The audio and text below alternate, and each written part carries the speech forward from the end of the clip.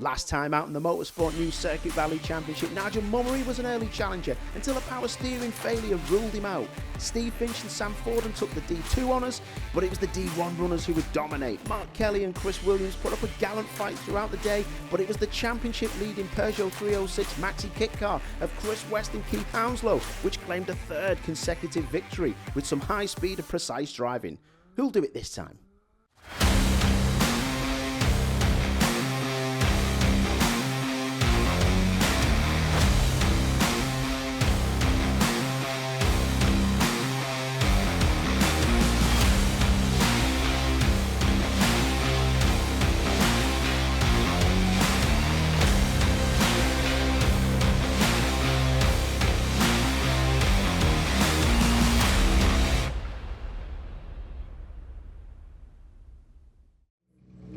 Ladies and gentlemen, welcome to Donington Park for round 6 of the Motorsport News Circuit Rally Championship. Today is organised by Duke Rees Motor Club and we have an amazing entry. The rain is going to have a fair part to play in the day, I think, but let's get straight over to Paul and go through those entries. Thanks, Sam. Rather you than me out in that windy paddock. Anyway, starting with the Class A entries, where Craig Aston has a small lead over Dale and Andrew Lawson in the championship standings. With both in action today, how will that affect things? Amy McCubbin is 4th, so a good day here could bring her into contention.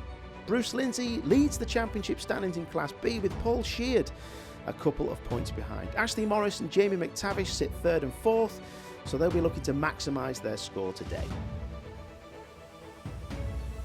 In Class C, there's a close fight developing between Colin Stevens, Kathy Stewart and Ryan Connolly, but all three will have to battle for maximum points against returnees Joshua and Tamsin Davey, who were super quick out at Snetterton. Chris West remains top of the overall standings as well as Class D1, with co-driver Keith Hounslow 2nd after missing the opening round. Paul and Jessica Swift will expect to be quick today, while Mike Taylor has Kat Lund navigating for him for this round. With championship leader Anthony Robinson not in action today, there's a chance for rivals like Nigel Wetton and Jack Morton to make up ground. They'll have to contend with Guy Smith and Patrick Walsh, who make their 2nd appearance of the season after chasing victory at Cadwell Park in November. Stages 1 and 2 start around the paddock areas of Donington Park before completing 3 laps of a rally modified circuit before ending into the pits via the old pit entrance. This should be wicked.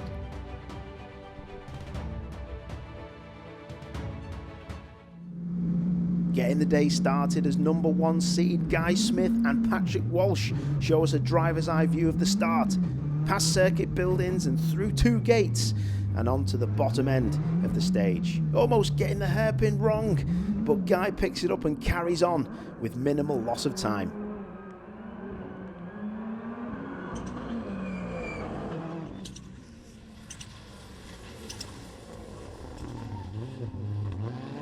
Starting 3rd fastest of anyone on this opening stage was Guy's dad Peter Smith, driving alongside John Millington. Some neat and tidy work, much like we can see here, puts the pair 5 seconds clear of Guy and Patrick. 3rd quickest and very much fastest in Class C with Joshua and Tamsin Davey. The Darien is working well and flying along the opening stages, and Joshua is controlling it expertly, despite having to battle an unusually slow Nigel Mummery for space on the track. Championship leader Chris West struggled a little to begin the day and was a rare 22 seconds behind the leaders. You can see from the onboard video here just how much he was working the wheel and keeping the car pointing forward.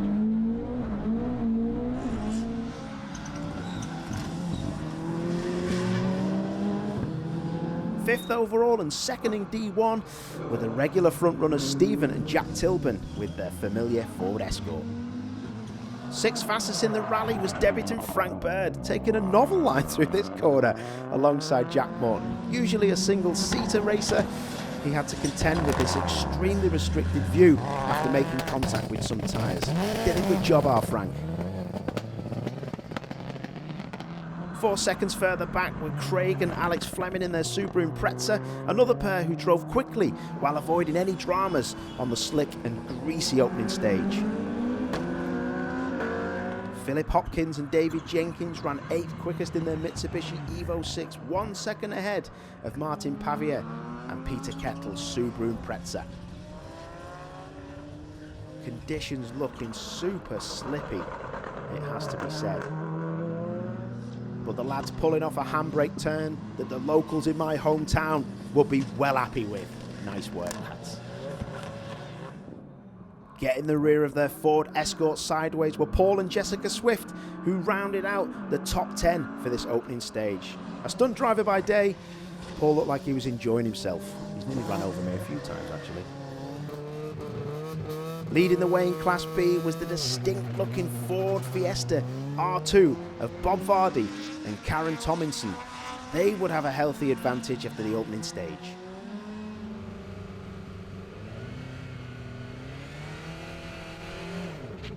Fastest in Class A despite this pirouette were Mark Jones and Anthony Windle. Lucky for the pair that they didn't lose much time.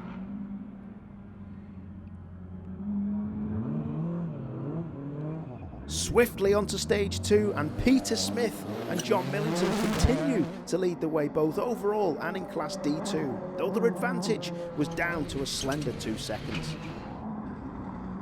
Fastest on the stage and closing the gap to his dad was Guy Smith. Let's go on board with him and Patrick Walsh and find out what the view was like and the conditions here.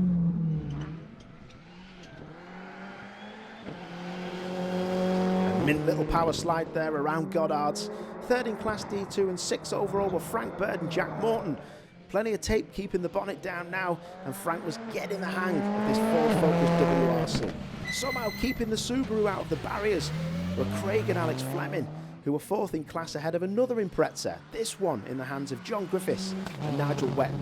This duo was 2nd of the championship runners, looking to score valuable points. Philip Hopkins and David Jenkins were up next in their Mitsubishi, with Martin Pavier and Peter Kettle's Subaru Impreza just 5 seconds behind.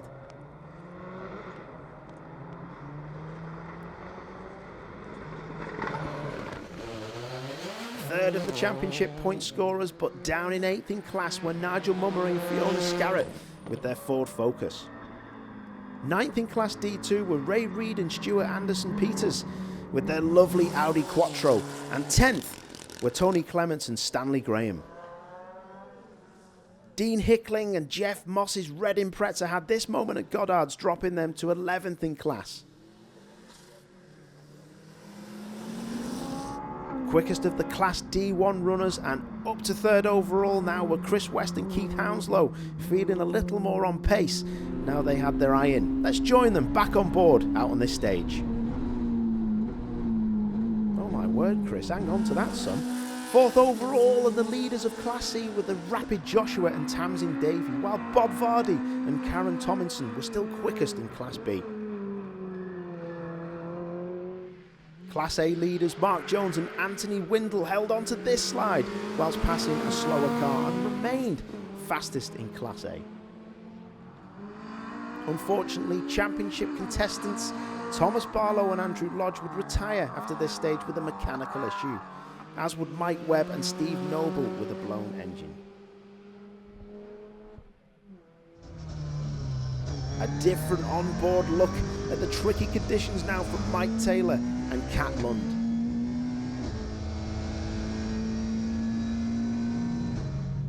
And a traffic jam for the Mazda MX-5 of Steve Dolman. But it's good to see that Toby Marshall can still get the horn. Let's join Sam in the paddock and hear from some of the competitors. Frank, what a way to make your rally debut. I mean, you're 19 years old, this is your first ever event, and you're doing it in your dad's world car. I mean, I know you haven't had the best first stage, but just tell us a little bit about it. I know, it's been pretty surreal really. We only got the entry yesterday afternoon, and my licence, I only got that on Wednesday as well. So it's my second time in the car and really enjoying it. It's a good rally, but on the first stage we had a little bit of a mistake, hit the tyre wall, but the second one was much better, and thanks to Jack we made it through all good. And what's it like being sat in with Junior Bird in the same car? Obviously you know this car, you've competed in it quite a few times. What's it like today? It's good. It's it's a different bird. I would definitely say he's probably the quicker bird out of them both, so don't let his dad hear that. But yeah, he was thrown well in at the deep end on the first stage. So done about half a lap before he outbraked himself a little bit and had a bit of a moment, but he's learned straight away, and to be fair to him, he's still driving pretty quick considering you could only see a tiny bit out the wind on a broken windscreen as well, so absolutely fair play to him. Good to see Frank Bird in some proper cars. I used to coach him, so that's probably why he hit them tyres. Class A results after stage 2. Mark Jones and Anthony Windle in the MGZR 31 seconds ahead of Tom Bishop and Isabel Mansell in that Vauxhall Nova. Class B results, Bob Vardy and Karen Tomlinson in that Ford Fiesta R2. 31 seconds ahead of Mark and Nick Clayton in the Austin Mini.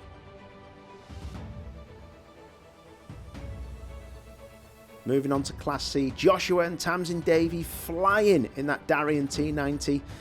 1 minute 6 seconds ahead of Robin Adams and Ray Keith in the Ford Escort RS. D1, Chris West out in front as usual in the 306 Maxi kit car. Stephen and Jack Tilburn hanging on 25 seconds behind in their Ford Escort RS 2500. Class D2, it's Peter Smith and John Millington in the Ford Fiesta WRC, 2 seconds ahead of his son Guy Smith and Patrick Walsh in their Ford Fiesta R5. Overall, this is how it looks. Peter Smith and John Millington, 2 seconds ahead, like we said, of Guy Smith and Patrick Walsh in their Ford Fiesta. But Chris West from D1 in the 306 Maxi kit car, just 24 seconds behind. Stages 3 and 4 follow much the same route as stages 1 and 2, but this time includes a run down to the famous Old Melbourne Hairpin, part of the original circuit from the 1930s.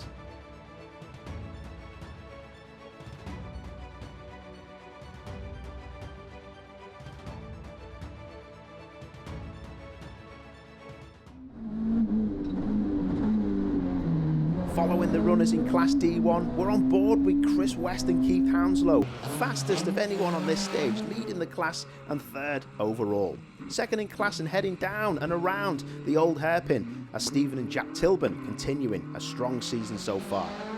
Third in class are Paul and Jessica Swift, who had a strong stage 3 and clawed back lots of time to close in on the Tilburns ahead. Next up were Kiro Carianti and Simon Coates with their Porsche Cayman, doing well in these early stages. Quicker than the Porsche pairing ahead on stage 3, Mike Bayliss and James Wood pulled back time in 5th position, even with a bit of traffic to navigate. Spinning the wheels off the line and 6th in Class D1 were Stephen and Catherine Booth, members of the organising Dukeries Motor Club, and enjoying themselves despite the tricky conditions. After a run out at Snetterton in the last round, the 911 Porsche of John Spires and Howard Pridmore returned to action at Donington Park, 7th in class at this point in the day. Another BMW, this one in the hands of Clive Hitchman and Jeremy Griffiths, put in a good time on this stage and climbed up to 8th in class. That place was at the expense of a tail-happy BMW of the two Phillipses, Roland and Woodcock, who were muscling that machine around in the wet. Peter Outram and Gemma Outram rounded out the top 10 Class D1 runners after 3 stages in their Escort, narrowly ahead of the Vauxhall Chevette of Alistair Stables and Neil Jones.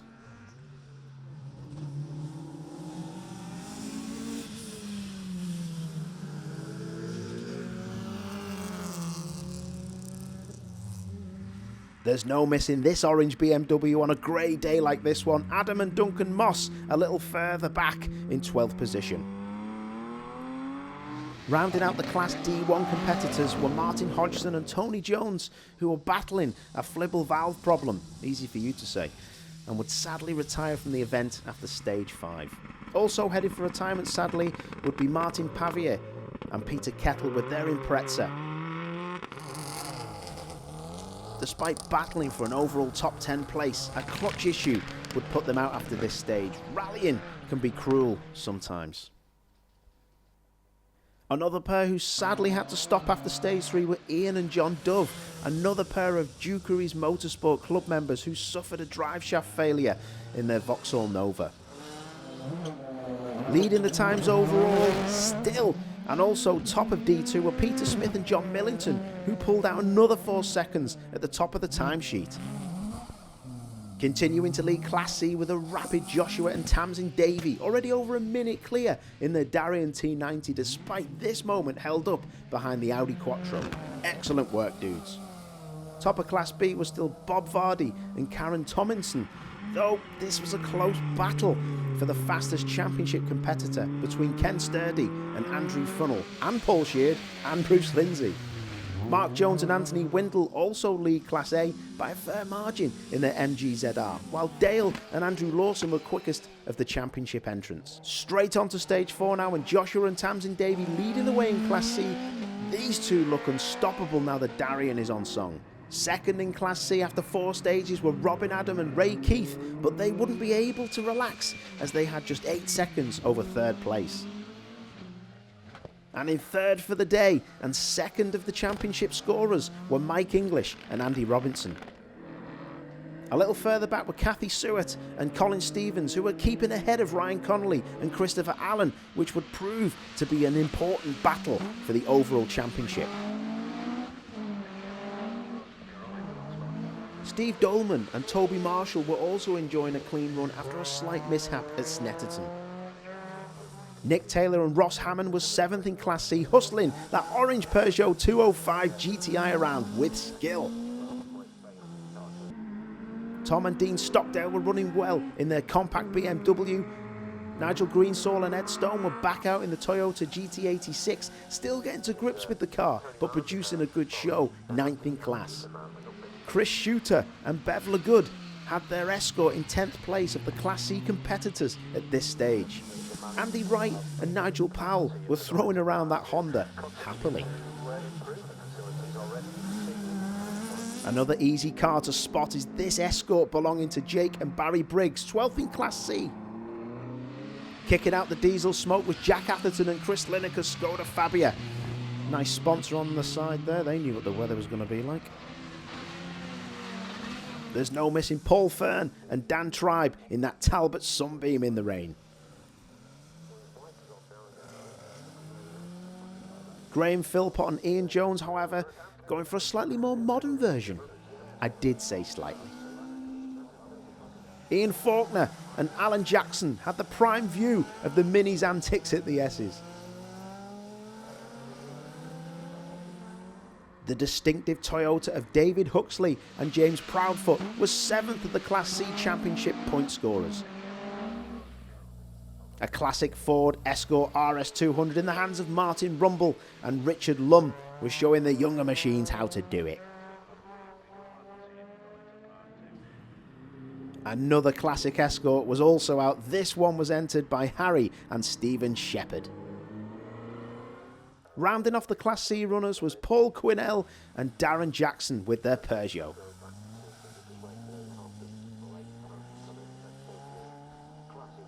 Flying along and still leading were Peter Smith and John Millington, though they were now equal with Guy Smith and Patrick Walsh at the top of the times.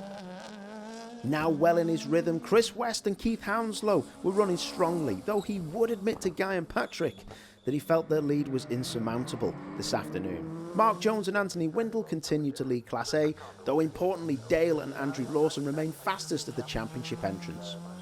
While in Class B, Bob Vardy and Karen Tomlinson still led, with Paul Sheard and Bruce Lindsay now fastest of the championship hopefuls. So guys, I saw you come past us with hazards. I feel like I'm just talking to you at the minute on a bit of a disappointment, but overall championship, how is it going today? Pretty poor. We snapped the accelerator cable on stage 3, so we had to wedge the accelerator open to limp it round to get out. We managed to get just less than stage max, which was great. So we're now trying to get some time back. We dropped down to the 70th. We've worked back up to 57th. We might get back up to 40th. It's not the end of the world for the championship because we should finish 6th in class, and I think we might get up to 20th overall in the championship, which will still give us 30 points instead of none. So we've just got to take it easy. Well, not spin too many times like we did on the last stage. Yeah. So we went out on inters and had a double spin. So if we carry on, we should gain 3 places in the championship back and get to the finish and get as many points as we can. Fab, and that's what it's all about. Kat, you're in the car today. How is it like from your side? It's always great fun sitting with Mike. I mean, the car's so fast, and Mike's really committed in the fast corners, which is always a thrill, you know. So, we have a great time, don't we? Yeah. So, we really enjoy ourselves together. And I just want to say thanks to Martin for putting me in the seat. Martin's looking after a junior today, which is why he couldn't be here. So guys, we're on round 6 now. You've had in-car footage of you all day as well. That adding any extra pressure at all? Not really, no. I'm piling the pressure on myself a bit because I think I'm trying to compete with some R5s that realistically in these conditions in a front-wheel drive car I can't really be up with them, but I'm giving it my all, and we're having a good day. But it's enjoyable, but I'm going to have to settle for sort of top 5 I think today. So. But the car's going well now. It seems to all just be coming together quite nicely. Yeah, no, the car is going really, really well. The engine's fantastic. I mean, I think there's still stuff I've got to change. This is really probably the first wet setup we've done all year properly. So we're still playing around. I still think there's some left, but it's just a bit of trial and error really. I've never been to Donington either. I've raced the circuit but never actually done the rally. So the first bit, the infill bit, is obviously a bit of a learning curve this morning. So you just got to get used to it all. Well, we were watching you out on circuit, and you made me a little bit nervous. You came down the pit straight, and you were flapping about a little bit into the chicane. I mean, was it nervous inside the car, or was it? It's always nervous, but that's his style. That's what he does, Yeah. It's fun, entertaining. Definitely. Yeah, on the limit, definitely on the limit. Yeah, good. Well, considering not being here before, you're still right up there, so we'll get those championship points. Yeah, no, definitely, and that's what it's about, really. Obviously, like I say, it's a personal thing. I try to go out there to be number 1 and push as a front-wheel drive car as hard as I can. Unfortunately, it's not quite R5 material, but it's not far off, to be fair. So it's pretty good. I'm enjoying it. Thanks, Sam. Well, here's how it looks after 4 stages. Mark Jones and Anthony Windle are leading Class A in their MG-ZR, 44 seconds ahead of Tom Bishop and Isabel Mansell in that Vauxhall Nova, with Matthew and Adrian Walk third in their Ford Fiesta. In Class B, Bob Vardy and Karen Tomlinson in the Ford Fiesta R2 are ahead of the field by 31 seconds. Second place, Mark and Nick Clayton in the Austin Mini. What a car that is. Class C, and it's that Darien T90 flying along of Joshua and Tamsin Davey. 1 minute 48 seconds ahead of Robin Adams and Ray Keith in their Ford Escort RS.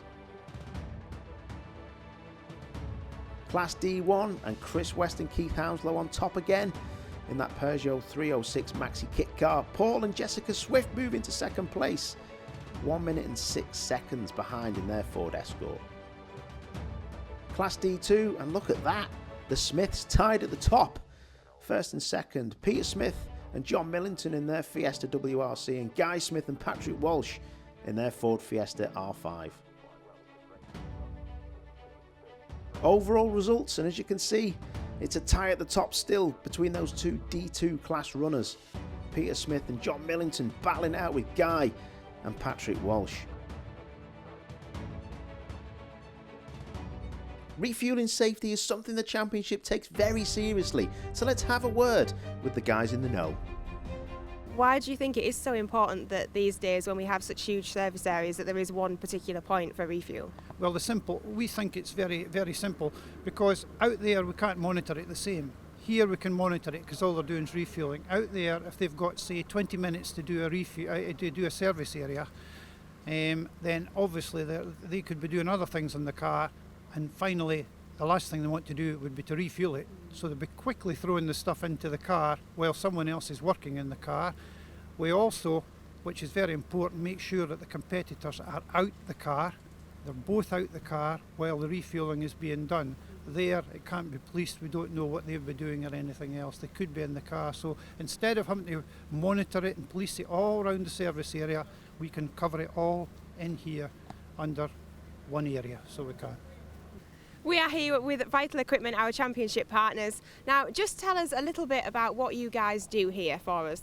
Well, Vital Equipment predominantly is a specialist race fuel supplier, basically.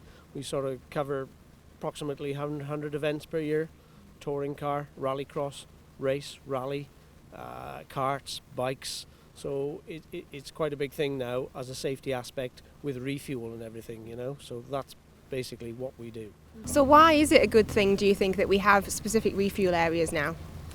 Well, I think things move on, don't they? You know, as I say, refueling in service areas now, when you've got a lot of people, when you've got flammable liquids, you know, it isn't good. It isn't good, really. So you just try to control the area with, you know, we barrier it off. You know, we've got specific pumps for the do. We pump it as like in a fuel station. We are a mobile fuel station, so you know we're covered with fire extinguishers. If anything were to go wrong, you know, we are covered with safety basically. So Vital Equipment now has been part of the championship for 3 years, so you keep coming back. You must be doing something right. Yeah, I think, you know, Darren Span, who's the organiser of the championship, is doing a fantastic job. The way he's brought it together. He's so enthusiastic. He's got us on board, you know, to sort of support the championship, which we're quite happy to do. And it's a good championship for competitors as well.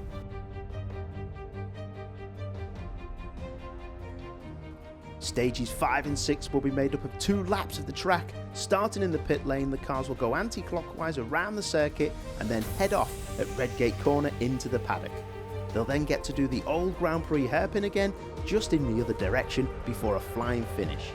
The rain will definitely play a part as it's got heavier, meaning that grip will be in short supply. Bob Vardy and Karen Tomlinson have been leading the way in their Ford Fiesta and don't seem to be lacking in commitment as they go fastest in stage 5. Also going for it is the Mini of Mark and Nick Clayton, who are having a whale of a time as they go second quickest. Next up is the trusty Mazda MX-5 of championship competitor Paul Sheard and Bruce Lindsay, who've been putting in consistent times all day. Their nimble little Mazda going great guns. On board now with 4th place runners Ken Sturdy and Andrew Funnell. We can see them working away hard as they head off the line. With the rain falling harder now, I think they've chosen the best place to be as they push their Suzuki Swift to 3rd fastest stage time in class. Chris Ruck and Steve Harris seem to be wet weather experts in their Vauxhall Corsa as they went fastest by 3 seconds over the 6-mile stage. Ashley Morris and Jamie McTavish have had a solid run in their Ford Fiesta, setting some great times to go 4th fastest, just in front of the charging Mini Cooper of Sir Andrew McAlpine, although they would end up 5 seconds slower than Ashley and Jamie on this stage.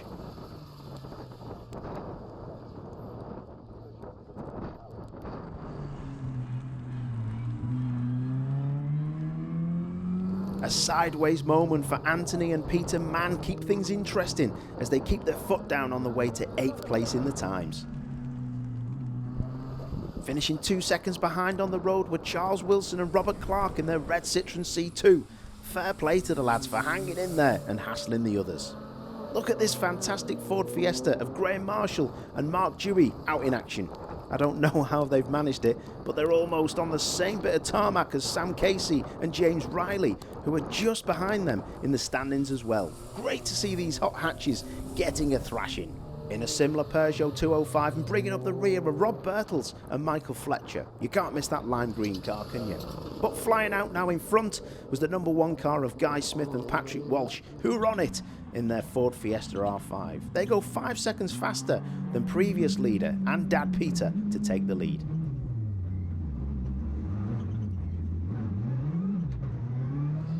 Chris West and Keith Hounslow maintain their Class D1 lead and actually extend it by 16 seconds over nearest rivals Paul and Jessica Swift.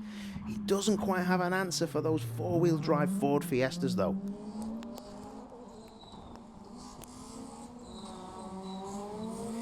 And going 26 seconds faster than their nearest class rivals are Joshua and Tamsin Davey in their Darien. They really have got that thing going today.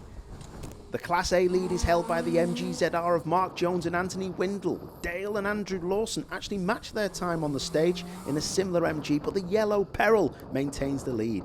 Erstwhile championship contenders Adam and Ray Ripper had a solid run in their Nissan Micra, keeping it on the road when many got caught out, like Tony Clements and Stanley Graham in their Mitsubishi. Steady on, lads. The Swedish judge gave this pirouette a 5.3. What they lacked in technique, they made up for in flair. Mind you, it does look like Nigel Greensaw was out to test his emergency stops. Nige, it's not an auto test, mate. You know better than that. Who have you got to interview, Sam? So we are here with Peter and Guy Smith, and you guys have been having a fab battle today. It has been really, really good fun watching the times. What's it been like in the service area? The same sort of thing, really, just a bit of banter. He managed to catch me to halfway, so at least I did 4 or 5 stages in front of him, so we're quite happy with that. Yeah. So what's the plan for the afternoon? Are you letting him get any time back, or is that it now? Well, we'll see how it goes. He's pushing pretty hard. We're just trying to work out for the prize presentation. But no, tactical. Yeah. No, I think obviously just try and carry on. Keep pushing, and hopefully have a good battle for the rest of the afternoon as well. So yeah, really enjoying it. It's good fun. Well, we enjoyed watching you at Cadwell Park. You know, there was a similar battle there, and it's always good fun watching you two. The cars look amazing, and both seem to be going really well. Yeah, no, they're both going very well. I mean, it's the first time you've driven this car completely. It's completely new, isn't it? Yeah. So the first time you drove it was today. Right. Okay. So there's that little Peugeot that keeps getting in the way as well, isn't he? He's quick. Yeah. He is quick, isn't he? He has kind of admitted defeat with you two, thinking that he's not quite there. He came in the motorhome halfway, so I'm going to settle back now and not bother. Yeah. Oh yeah. And they got faster stage time. So he's not very good at settling, is he? No, it's a good battle. And it just shows, the strength of the championship. Chris has done a fantastic job this year. Yeah. For us to come in and race against him and compete against him is good fun. And I think he's enjoying the battle as well. So yeah, I think it's good all round for the spectators as well to watch the battle as well. So good.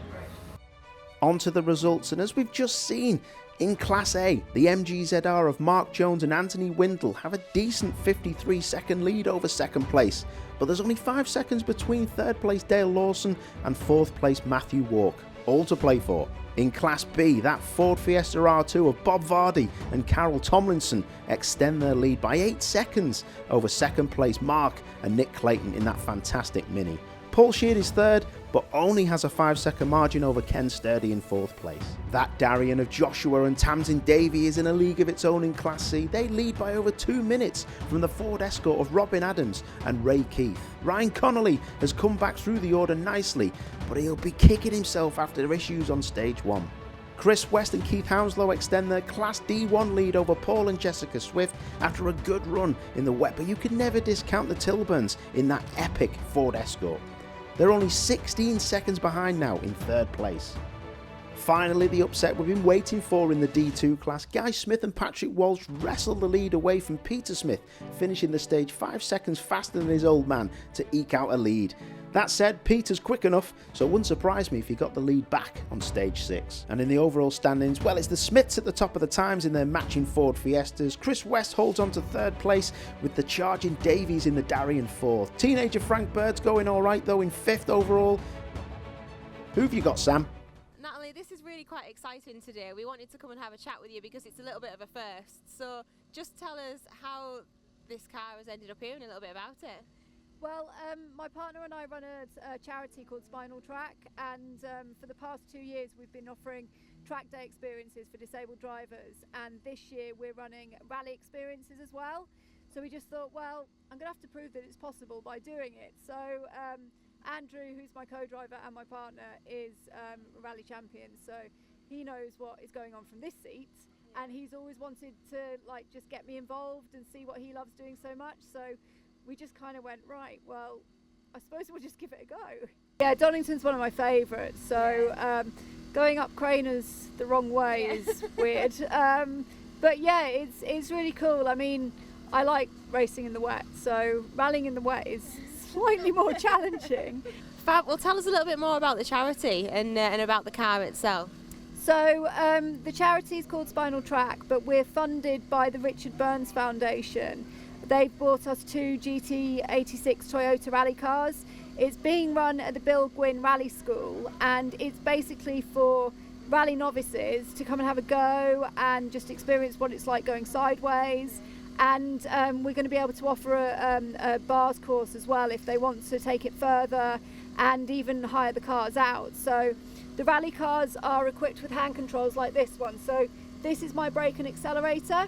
So the rods are connected to the pedals, so it's push to brake, push down to accelerator, push down to accelerate, and then I've got one hand on the steering wheel, so that's my setup. Right. And that's how I drive the car. Fab, that is amazing. Well, thank you very much for letting us talk to you. That's amazing. You're welcome. Thank you. Great to see my good friend Natalie out there with her partner Billy Bayliss. The crowds are gathered for the start of stage 6. We're going to focus on the Class A runners, and this time it's Mark Jones and Anthony Windle who are the pace setters this weekend. Their stage 6 time only 2 seconds slower than the stage 5 time, showing great consistency. Next up is the plucky Vauxhall Nova of Tom Bishop and Isabel Mansell, looking great in the factory colours and going well too. They ended the stage 3 seconds adrift, but still firmly in second place in class. The MGs seem to suit Donington Park. Maybe it's a Midlands thing, but Dale and Andrew Lawson continue their good run as they set the fastest time of the stage, going 2 seconds faster than the class leader. Matthew and Adrian Walk give their Fiesta hell on their way to 4th place overall and actually set the second fastest time on stage 6. It's a close fight in Class A. The distinctive Vauxhall Astra of Kevin Hutchinson and Damien Wellborn threads its way through the chicane here as they power to 5th place overall. Going for it just as hard are Ian and Andrew Hambleton in their Peugeot 106. They'd end the day in a satisfying 6th place. In 7th is another Vauxhall Nova, this time in the hands of Tony and David Phillips as they claim 7th in the standings. It would be disappointment, however, for the little Nissan Micra of Adam and Ray Ripper. They would retire after stage 6, so a non-finish for these championship runners. Also in the championship are Craig Aston and Nick Baker in their Toyota Yaris. A bit more sedate than we're used to seeing them, but they've got to be in it to win it. Just inside the top 10 is Robert Jones and Tony Archer. They'd pilot their Ford Fiesta to 9th at the end of the rally. In their lovely Ford Escort are Andrew and Richard Chandler as they would finish in 10th place, just in front of the Nissan Micra of Kay and Matthew Thompson. It's definitely time for the windscreen wipers as the rain continues to fall. Ian Bass and Harry Walshaw were flinging their Toyota Yaris around the stage, even getting a bit of oversteer. Go on lads, let's have it. Getting a great start out of the pit lane is a very noticeable yellow Micra of Matt Lister and Maz Miller. In their unique Alfa Romeo 33 are Adrian Mayle and Rob Hayden. Unfortunately, gear linkage issues would put them out of the rally after this stage. Back up the order in Class D2, it's Mr. Smith, the younger, leading the way, extending his lead over his father by 3 seconds to now lead overall by 8 seconds with 1 stage to go.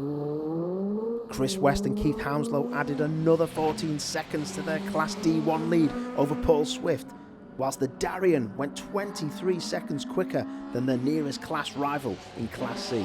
Top work. Bob Vardy and Karen Tomlinson would go quickest in Class B, but would be forced to retire from the last stage when they become stuck. With stage 6 complete, let's turn our attentions to the final stage. A blast to the flag. The cars will once again start from the pit lane and head out onto the Melbourne Loop for 2.5 laps of the track before going into the paddock, where they'll take on the menacing cones of the skid pan area and the finish. It's a 7.9 mile stage and it should be awesome. Guy Smith leads us off the line for the start of the final stage. He might be leading the rally, but he's not taking any prisoners as he gives it his all.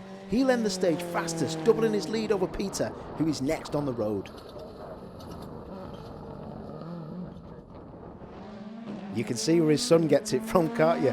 Peter is fully committed in his Ford Fiesta WRC car as he heads through the paddock stage area.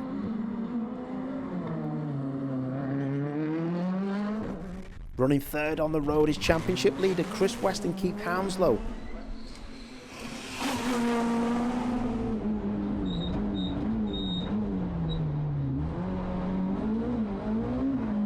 They've run a live onboard camera for most of the day and it's a joy to watch Chris working the wheel so hard. Total belief, total commitment from both of them. But Darian of Joshua and Tamsin Davey has been the revelation of this rally. They've done a great job to get that car to the top of the Class C timesheet and build an impressive lead. Nobody was going to take this away from them. Frank Bird put on a great display on his debut in the Ford Focus WRC car with Jack Morton. He's only 19, but showing great flair. Most importantly, he kept his dad's car in mint condition. I hope he asked before borrowing it. I love seeing these classic Ford Escorts out in action, and it's even better when it's having its neck wrung. Paul Swift certainly did that in his number 4 car. He just couldn't quite take the fight to Chris West. Good news for me, they come in pairs. Stephen and Jack Tilburn are experts at getting their red and white number around the track, which is why they're 7th overall. You've got to have an Impreza in blue and yellow, and John Griffiths' car looked mustard as they go 8th overall in front of the Mitsubishi of Philip Hopkins and David Jenkins. Craig and Alex Fleming round out the top 10 in their Subaru Impreza with a great drive which also nets them 6th in D2. The Suzuki Swift of Ken Sturdy and Andrew Funnell was one of our camera cars as they claimed 2nd in Class B behind the Mini of Mark and Nick Clayton, clearly loving it. In Class A though, there can only be one winner, with Mark Jones and Anthony Windle taking the honours, having led all day. Fellow MG runners Dale and Andrew Lawson gave chase as we go on board with them, showing their commitment.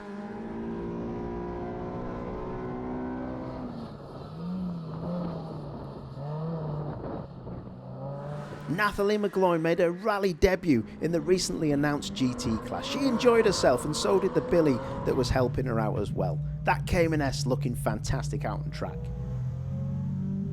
On board with Steve Dolman and Toby Marshall, who are having a much better weekend this time out. They'd finished the day 5th in Class C despite this bit of traffic at the hairpin. Toby still getting the horn for Steve. Cars getting out of the way, and that Chevette there just holding the guys up in the middle of the chicane.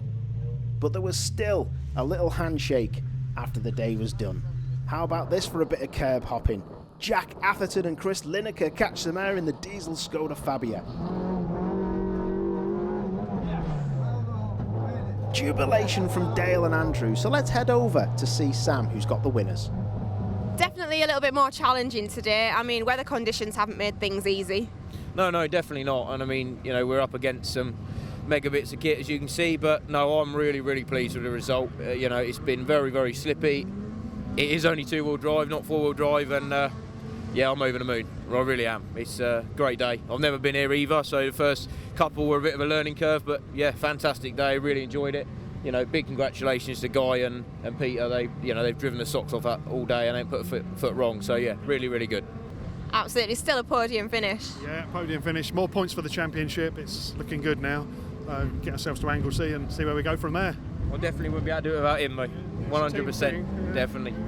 So. Well, Fab, it's clearly working, isn't it? I mean, we've been on a podium every single round so far. Next. Oh, that's really sweet. Massive congratulations for the 3rd and the marriage. Thanks very much. So it is, like we said before, always good to see you two battling it out. I know that guys come out on top today, but you were right up there giving a really good battle all day. Yeah. Well, he had to beat me, didn't he? I mean, anybody that goes against us two old age pensioners, have got to beat us, haven't they? Or else, so they've got an added incentive, you know. But no, it was good, and I knew this afternoon he'd pull a bit more out. But you know, he's a professional driver, and I'm not. I did tell him all he knows. Teach him all he knows anyway. So, absolutely, yeah. Absolutely. And it has been quite tricky today, hasn't it? I mean, the weather has just been all over the place, so it's definitely been a bit interesting. Yeah, it's made it interesting. Slippy, very slippy in the wet, but slippy for everybody. And obviously Chris, you know, keeps us all honest, and we keep him honest, so it's good. Yeah, very good. John, what about from your side of the car today? I don't know, I didn't see much today. No, it's been good, very, very good. Yeah. Just a shame for the marshals and spectators when it's like this. That's who you feel sorry for. I said at the end, I think it was the end of the first stage, we got to end and I said, are you tired, John? He says, yeah. I said, I'm tired. Well, it clearly didn't affect you that much because you sat here 2nd overall. Massive congratulations. Yeah.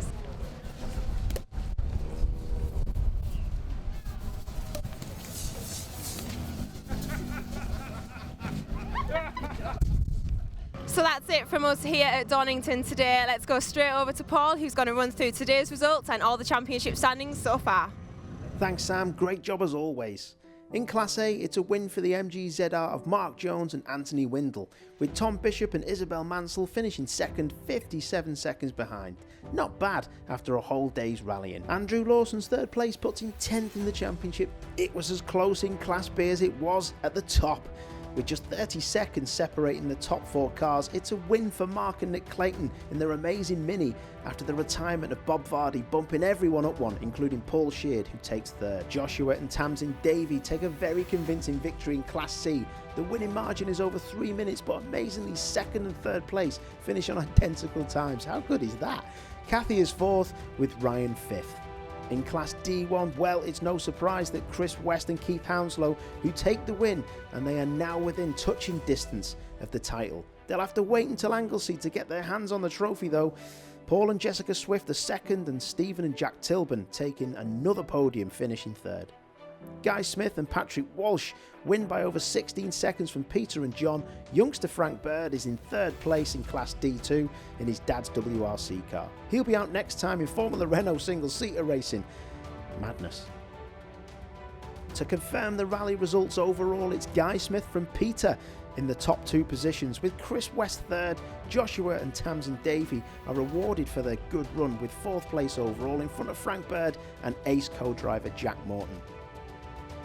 In the Michelin Cup, Chris West leads by 89 points from Mike Taylor, with Paul Sheard in third, just 1 point behind.